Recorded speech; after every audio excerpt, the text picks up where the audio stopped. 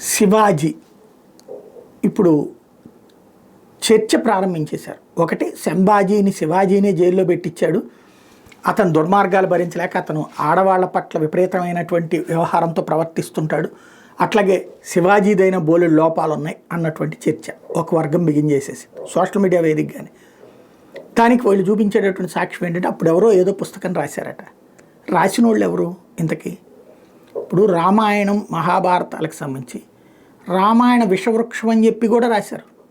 అంటే రామాయణంలో లోపాలంటూ కూడా పుస్తకాలు రాశారు. కాబట్టి ఈ లోపాల గురించి రాసినటువంటి పుస్తకాన్ని ఒరిజినల్ అందామా?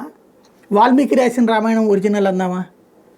లేకపోతే నన్నయ్య, తిక్కన్న, ఎర్రన్న లాంటి వాళ్ళు రాసినటువంటి భారతము ఇట్లాంటి వాటి గురించి మాట్లాడుకుందామా? వ్యాస భారతం గురించి మాట్లాడుకుందామా? లేదంటే ఆ భారతం మీద ద్వేషంతో రాసినటువంటి వాడి గురించి మాట్లాడుకుందామా? దేన్ని ఒరిజినల్ అందాం?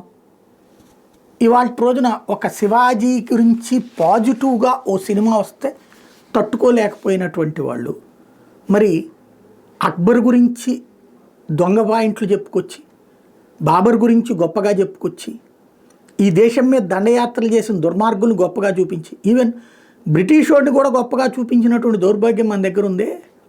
వాటిని ఏమనాలి? ఎలా అనాలి? ఏ కోణంలో నుంచి విశ్లేషించాలి? అది కదా $1 మిలియన్ ప్రశ్న.